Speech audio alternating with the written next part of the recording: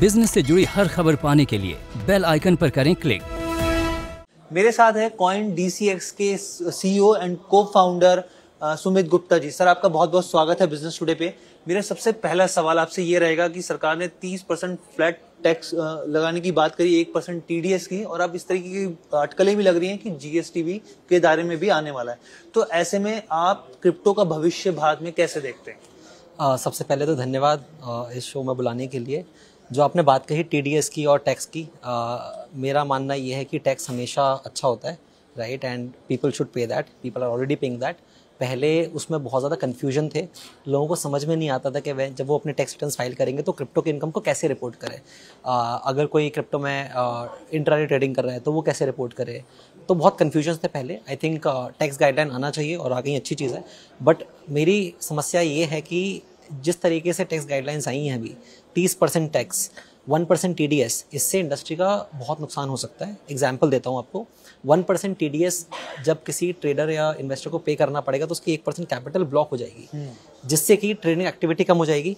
Market में जो लोग ट्रेडिंग करते हैं, मार्केट मेकिंग करते हैं, वो नहीं करेंगे बिकॉज 1% कैपिटल ब्लॉक हो रहा है और इसमें बहुत ज़्यादा लेवल पे ट्रेडिंग होती है। कंपनी अकाउंटिंग फर्म्स बन जाएंगी, सरकार के ऊपर भी काफ़ी ज़्यादा भार आ जाएगा। काफ़ी ज़्यादा भार आ जाएगा।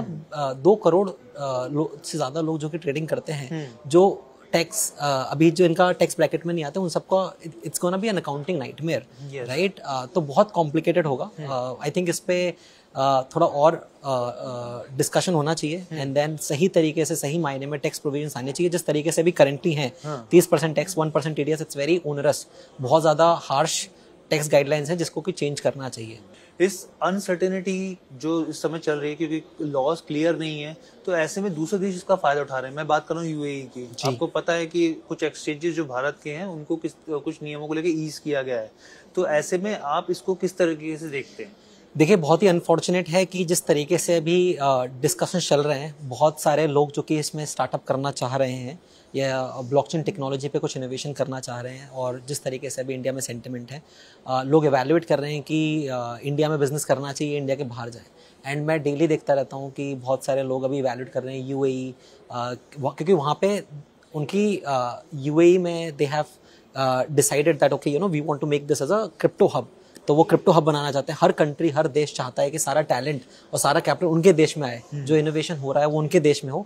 और दूसरी तरफ पे आप देखते हैं कि इंडिया में ऐसे प्रोविजंस आ रहे हैं, तो उससे थोड़ा बैलेंस नहीं है। आई थिंक इससे कैपिटल फ्लाइट हो रहा है, इससे ब्रेन ड्रेन हो रहा है। Lot of people, at least like 70-80% of people I know in this space, वो लोग बाहर जाने का सोच रहे हैं, जो कि नहीं होना चाहिए। अगर इंडिया को इस स्पेस में आगे बढ़ना है, जीतना है, लीडर बनना है, तो इंडिया के अंदर ही सारे इनोवेशन होना चाहिए। सारे जो कंपनीज हैं, स्टार्टअप्स हैं, जो नए न्यू स्टार्टअप्स आएंगे ब्लॉकचेन और क्रिप्टो टेक्नोलॉजी पे, वो इंडिया में बनना चाहिए। और सिंपल एग्जांपल देता हूँ, जब इंटरनेट नया था तो इंडिया में इंफ्रास्ट्रक्चर उतना नहीं था, तो जितनी भी बड़ी कंपनीज है, जो कि अमेजॉन हो गया, गूगल, फेसबुक, ये सारे इंडिया में नहीं है, ये बाहर US के बने। और आज हम इंडियंस उन कंपनीज को रेवेन्यू देते हैं, तो इंडिया से कैपिटल वहाँ जाता है। इमेजिन कीजिए, अगर ये सारी कंपनीज इंडिया में होती तो इंडिया का कितना GDP में कॉन्ट्रीब्यूशन होता। अब ये चीज आप क्रिप्टो में अप्लाई करके देख लीजिए। Crypto pure fundamentally technological space है, प्योर टेक्नोलॉजी है, इंटरनेट के ऊपर चलता है, कंप्लीटली टेक्नोलॉजी, ऑपरेशन एलिमेंट्स नहीं है इसमें, ठीक है। और इंडिया वर्ल्ड में टेक्नोलॉजी के मामले में नंबर 1 माना जाता है। टेक्नोलॉजी पावर हाउस है इंडिया। अब India has everything it needs to be the leader in the space globally. अगर इंडिया में इसको सही इस्तेमाल नहीं किया जाएगा और इंडिया में ऐसा प्रोग्रेसिव रेगुलेशन नहीं बनेंगे, तो सारा इनोवेशन इंडिया के बाहर जाएगा।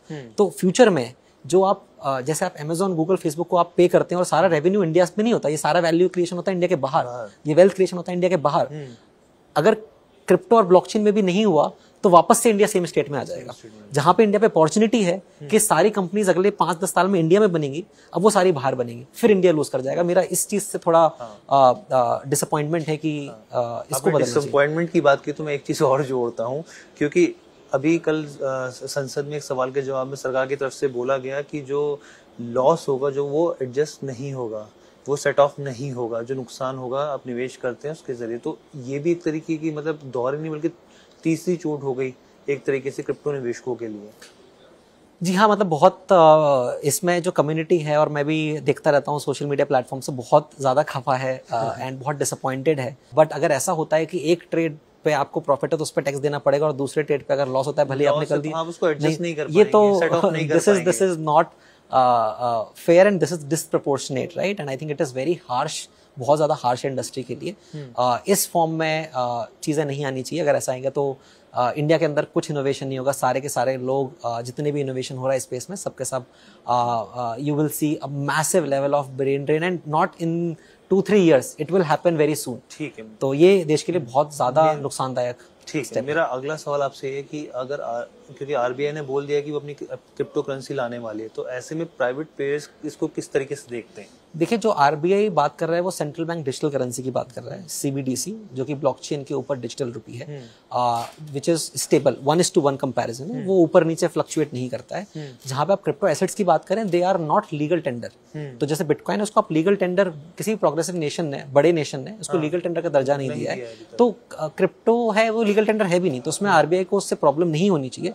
आरबीआई जो करेंसी है, पार्ट है, राइट, वो सीबीडीसी के थ्रू करना चाहता है, which is very fair, and I think वो बहुत अच्छा स्टेप है। पर जो सीबीडीसी है और जो crypto as an investment asset class है, वो दोनों डिफरेंट चीज़ें हैं, राइट? लोग इसमें इन्वेस्ट करते हैं so that they can take a part और some ownership in the network, जो इकोसिस्टम है उसके अंदर थोड़ा ओनरशिप आए। But CBDC is more on the financial inclusion. उसके बहुत यूज केसेस जो कि करंटली फिएट इंफ्रास्ट्रक्चर सपोर्ट नहीं कर पाता, तो सीबीडीसी में बहुत ज़्यादा वैल्यूएट करेगा, डेफिनेटली अच्छी चीज़ है। बट उसका आ जाएगा तो उससे क्रिप्टो, बिटकॉइन, इथेरियम को नुकसान होगा या कंपटीशन है, वैसा नहीं है, दोनों कॉम्प्लीमेंट्री है। ठीक है। मेरा आखिरी सवाल आपसे ये है कि जिस तरीके से बिल बार बार बात होती है और अटक जाता है, तो अगर इस बार बिल आता है तो आपकी सरकार से क्या ख्वाहिश होगी कि बिल में इन सब चीज़ों को ऐड ऑन किया जाना चाहिए? जी, सबसे पहले तो बिल अभी मैंने देखा नहीं है कि इसके अंदर क्या है।